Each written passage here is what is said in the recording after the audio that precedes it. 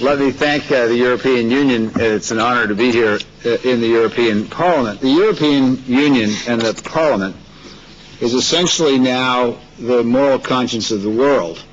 If you look at most of the areas that necessitate regulation of human behaviors, the EU has the most progressive labor law in the world. The EU has the most progressive environment group that must play a role in this, even though this impending disaster was not of your making.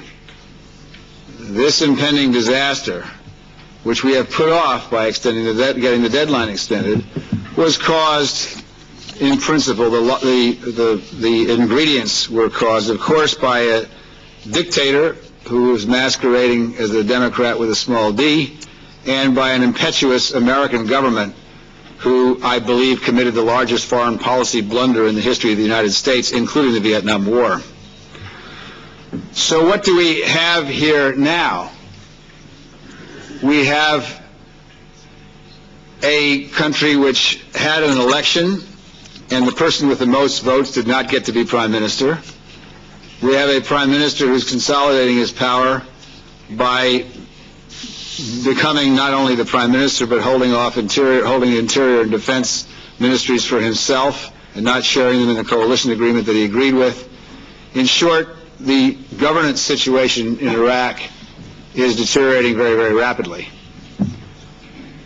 And I'm here in the European Union to appeal to your sense of human rights and human decency, which is the most finely held sense on the face of the earth right now and has been for the last few decades. There is a group, as you know, which we've been speaking about, of 3,400 unarmed civilians who are at Camp Ashraf in Iraq. Now, we know something about these civilians. When the American troops arrived at Ashraf in 2003, we disarmed the camp. And we did so with their cooperation. And in exchange for the cooperation that they gave the American troops when we disarmed them, we gave each one of the residents in Ashraf a piece of paper signed by the American military commander that said that we would make sure that no harm came to them. We have violated that pledge in the United States. These civilians have been unarmed for nearly 9 years, or nearly 10 years. And not only did we disarm them and promise them that we would protect them, we also had the Federal Bureau of Investigation, the FBI counterterrorism team, interview every single resident in Ashraf, one by one. And the final report showed that there was no association and there were no terrorists in the camp. These are truly civilians that have been judged by the American Intelligence Agency and American troops not to have connections with terrorism, not to be terrorists themselves, and each one has a piece of paper signed by the American representative that had promised that they would be protected.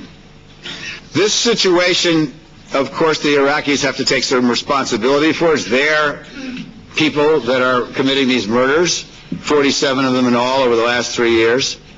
But the United States has an enormous amount of responsibility, which they are pretending they don't have. The United States of America has responsibility for making sure that the 3,400 people in Ashraf are alive and are moved out of the country safely. That is our responsibility. The United Nations has a responsibility. So the first thing I call upon members of the European Parliament to do is to put pressure not just on the Iraqi government, but on the American government to do what they said they were going to do 9 years ago. This is an American responsibility, but we need the extraordinary moral presence and the moral compass of the European Union in order to make it clear that the Americans must